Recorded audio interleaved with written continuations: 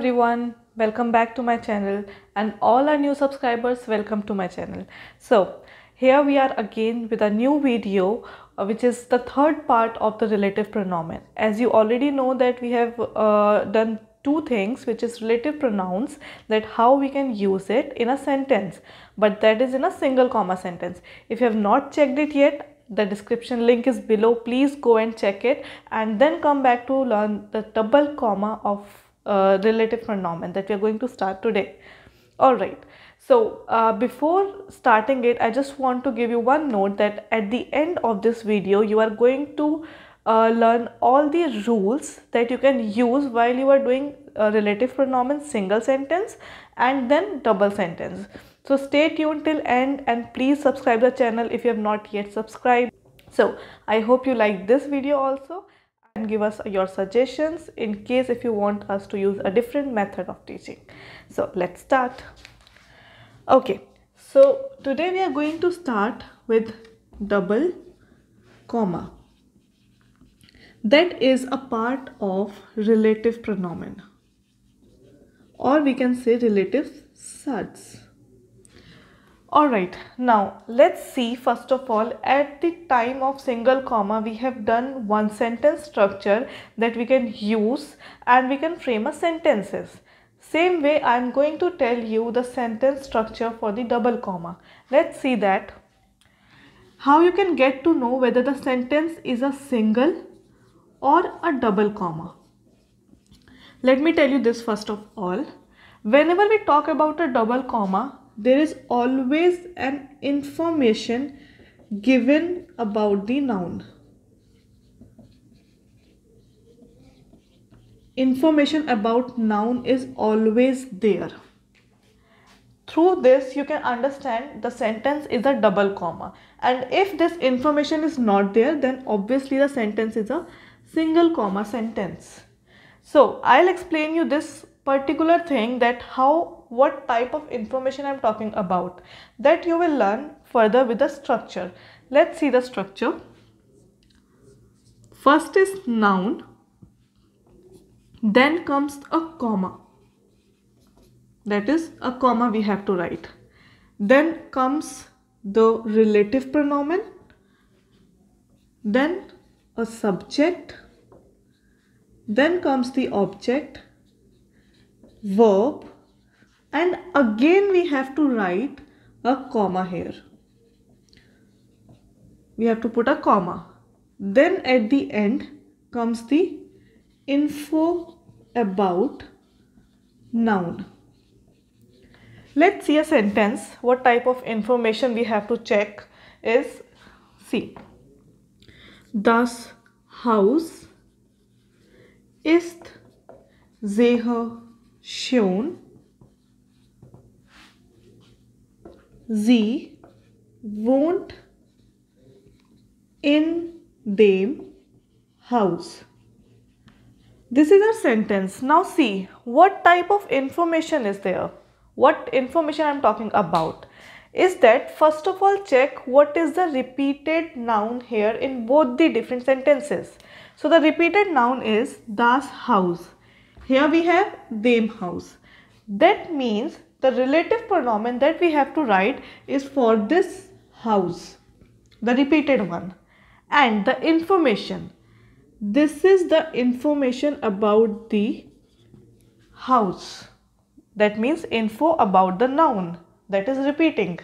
Now as per the structure, we are going to write this complete sentence in a relative pronoun form, relative sentence. So first of all we have to write noun as it is, das Haus, put a comma, relative pronoun. Now before relative pronoun we have a preposition here. Before that repeated relative pronoun we have a preposition. That means we have to give the preference to the preposition first of all. So before relative pronoun we will write this preposition in. Then this is a repeated one, and because in is a vexel preposition, which I told in my previous video also, that in is a vexel preposition that comes with accusative and dative both.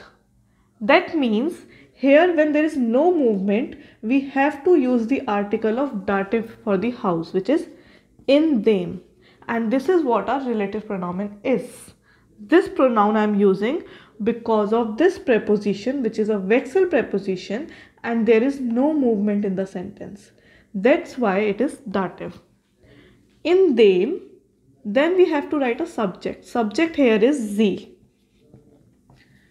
Object, so there is no object, we have to write directly a verb. In them sie wohnt. This object basically means the remaining part of the sentence. If there is any remaining part in between sie and wohnt, that we used to write. But then let's see here. Sie wohnt, then again a comma. What is the information of the noun? Ist sehr schön. That will go at the end. So now our sentence become, das Haus, in dem sie wohnt, ist sehr schön. The house in which she lives is very beautiful. This is the sentence structure for the double comma sentence. Single comma sentence structure you can check in my previous video. Alright, let me give you one more example for this. So, another example for this double comma is, we can take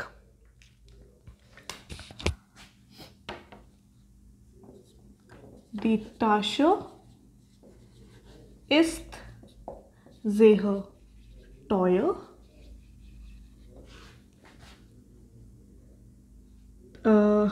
Sie gehört meiner Mutter. Alright, so this is our sentence. Die Tasche is sehr teuer. The bag is very expensive. That belongs to my mother. It belongs to my mother. Let's follow the same structure. Noun. Noun here is die Tasche. Following with a comma, as we have to write, because this is our information that will go at the end. So I am writing first of all about this sentence, which is a relative pronoun I have to write. Here we have to write a relative pronoun. So for die Tasche, my relative pronoun will be according to the pronoun list. Let's see. Sie. We are repeating die Tasche and here we are writing it as sie because it is feminine. But if I am writing it in the starting as in the nominative place, why I am saying nominative? Because here sie is a subject and subject always comes under nominative. So in place of sie, the relative pronoun will be under the nominative case feminine column, which is die. Die Tasche, die meiner Mutter, which is coming under the subject part, and then gehört. Then the last is ist sehr teuer. So here also, as I said, the object part we have nothing.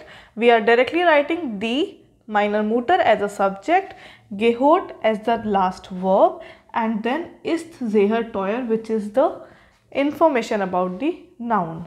So die Tasche, die meiner Mutter gehört, ist sehr teuer.